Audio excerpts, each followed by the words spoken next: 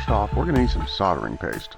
Dip your wires in the soldering paste as well as the soldering iron itself to help smoothly coat whatever you're soldering with the solder. In this video I'll be using the new Dean's connector, and right here in this clip I'm showing you the difference between the positive and the negative, although it's a little blurred out. In the moment I just built this out of foam board to hold the pieces as I solder them. And again, notice here that I'm dipping the actual soldering iron into the soldering paste.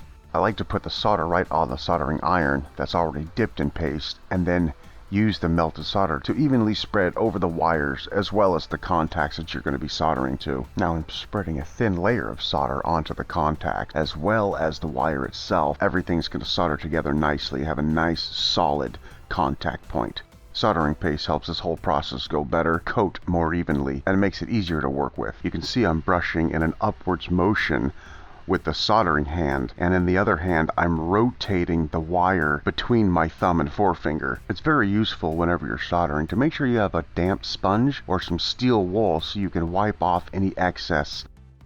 I'm going to use some needle nose pliers here to smash the solder and the wires flat as I'd be soldering to a flat contact point. If you were using bullet connectors or something that round, then you'd want to smash it as round as possible. Now I'm repeating the soldering and smashing process with the negative lead.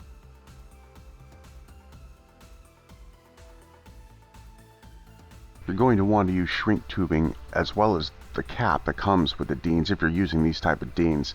And another tip here, as you can see me here, I'm putting the Deans on first because it's hard to get the tubes through the holes before they're shrunk down. So I put the Deans cover or cap, then I slip on the heat shrink tubing before I solder the wires to the contact points.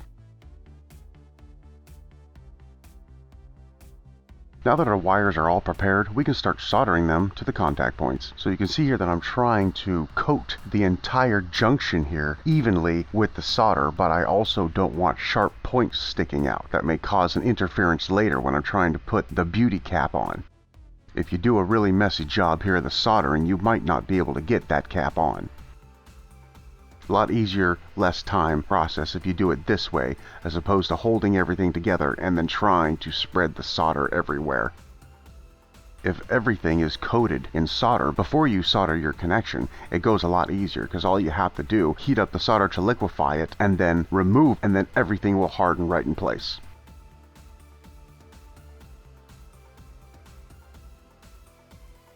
Now that both wires are connected to both contact points and we've ensured that positive is going to the positive and negative is going to the negative, we can start the shrink wrap process. I like to start shrinking it closer to the contact points.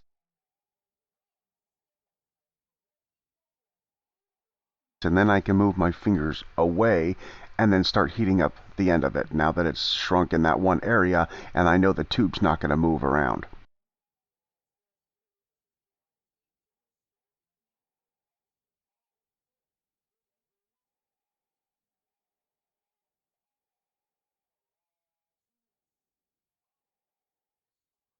And now that the shrink tubing is all shrunk up, we can slide our beauty cap in place and then snap it on with a pair of needle nose pliers. You want to use somewhat firm, but again, somewhat gentle pressure here when you're doing this because these plastic caps are not very thick or strong plastic. They will chip and break pieces off. You just start on one side and work your way around till the whole cap is seated evenly all the way around the fitting. Both of these freshly soldered ESCs will be going in my Cessna 337 Beastmaster, made in flight, already up on YouTube. That's about it for this one. Thanks so much for joining me. Have a good one, and later on.